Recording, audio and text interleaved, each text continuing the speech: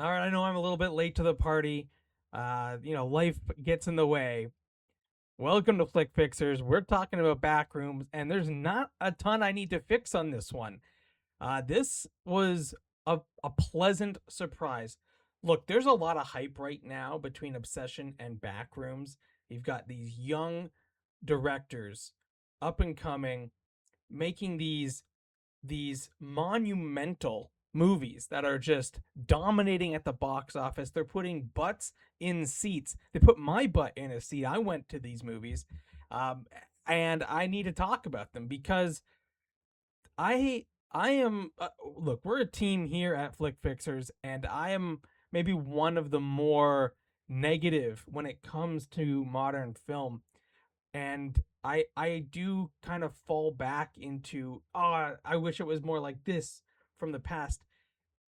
And that is something I'm trying to work on. But at the same time, these modern movies need to give me something that scratches that itch, that allows me in to the world that they're building, and a lot of them fall apart and fail on that front, even if there's an entertainment factor, even if it's well acted, well scored, what have you. This movie, I was fully immersed in it. Now there's weird stuff going on for sure, and it's not going to captivate everyone's uh attention, I think. I can see people maybe being bored by this movie. I was not. I was hooked all the way through. I'm also a sucker for liminal spaces as well.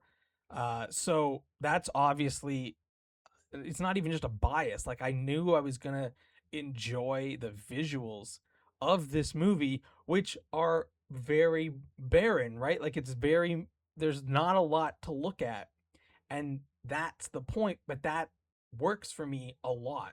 And so, you know, I went into this movie knowing I was gonna at least like the look of it, but was I gonna like the um you know the story? Was it gonna fit with how I viewed the the world of the Backrooms? Does the Backrooms even fit into our world, and does this movie reflect that? I think yes. I think the answer to all those questions is yes, and I think it's brilliant. I really think this is a solid uh psychological thriller. I'm trying. It's hard to figure out where to put this. It's not pure horror in like jump scares and just scary imagery all the time, but the liminal space combined with the questions about everything, like the whole idea is really weird, right? So I mean, if you don't know, this is based on a creepypasta that became a web series by this guy Kane Parsons, who's the director of this.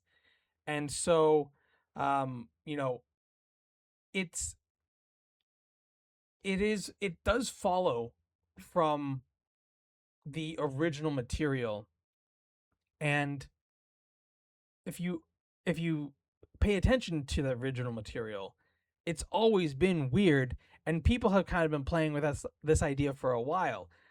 People would say that their apartment is part of the back rooms because no one lives there. I don't know if you've seen this on TikTok or YouTube. It's a fun little, it's a fun little creepy pasta that people post. Um, so would this movie hold up to that kind of uh competition in a way?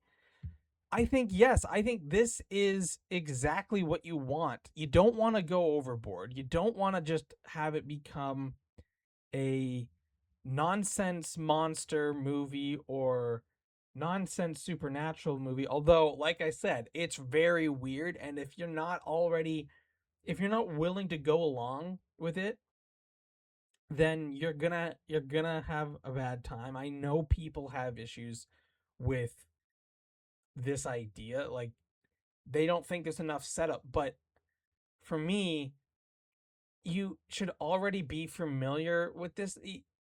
It's like if you go to see a horror movie based on an already known IP, you already know some of the backstory. You already know some of what you're going into.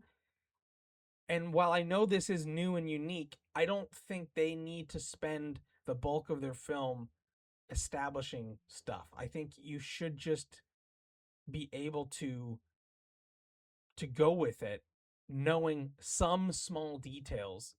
Uh, and I think that's fair. Now, I will say I think that the Backrooms is better as a show, a television show or a miniseries. So I do think the fact that it's a movie means they have to bring everything together, at least in this particular movie, in one go, in 1 hour and a half set. And so that does restrict what you can set up, what you can do. And so it is minimal on that scale, on that front, when it comes to everything you can do with this creepypasta.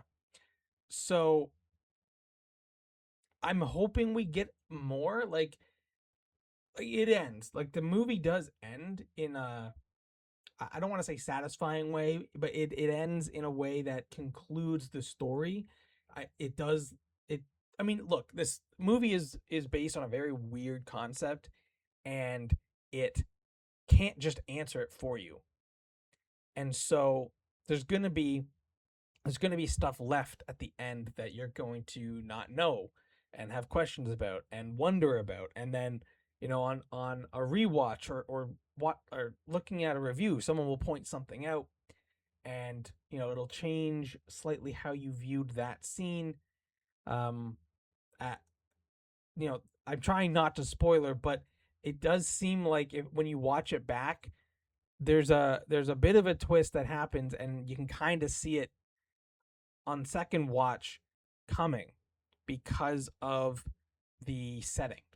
And so, like that kind of stuff, I think would be really cool to set that up in a show and have a setup in the first episode that pays off down the road, that kind of stuff. Um, and also, a show would allow you to explore other people's experience. Like, we do get a couple people who experience the back rooms in this movie, but you're very, like, it's a movie, so you're contained within these characters with this set of circumstances, do like going into the back rooms and dealing with it in this way. But I think the true um, fun and joy of the idea of the back rooms is that anyone can just like slip into it at any moment, and it's gonna be different for you from someone else.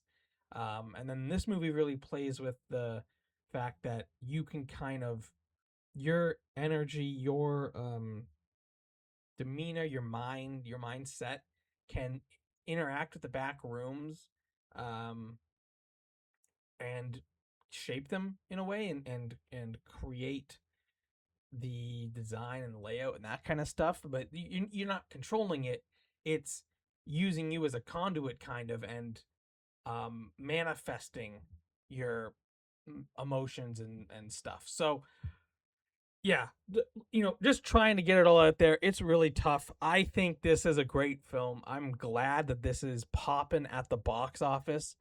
I I do worry that it might get like, I don't know if this will be called a classic. I don't think this will be a must watch for people, unfortunately, but I really enjoyed it, and I think right now, if you're in the moment right now, it is a must watch. You should go see it. I just don't know if it has a staying power. Now, maybe if they make more, um, this can be a solid building block, but there's nothing. The movie itself doesn't have anything that is going to, outside of the concept of the back rooms, which is already established, there's nothing that is going to really transition into, you know, public discourse on, just it's not going to be as much of a water cooler thing in a couple months. It's not going to be as iconic, and so it's kind of a in the moment right now thing, and maybe that's okay. I thought, you know with the hype, I thought maybe it would be something that I would think is going to have some real staying power, but it's a solid movie. I really enjoyed it, and I think if you're part of online discourse, if you have engaged in creepy pastas or watch creepy YouTube videos or anything like that, I think this is for you.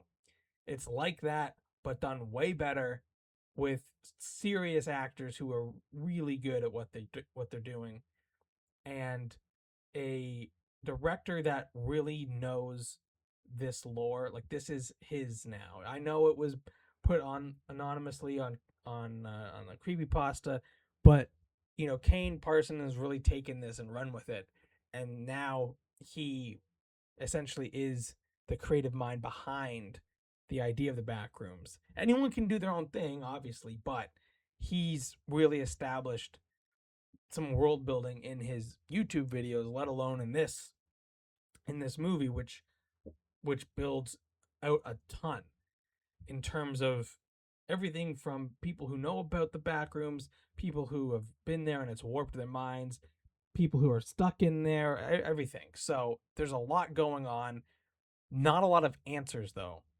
So, you know, go in just gonna have a fun time in the back rooms and not have every single thing answered for you by the end.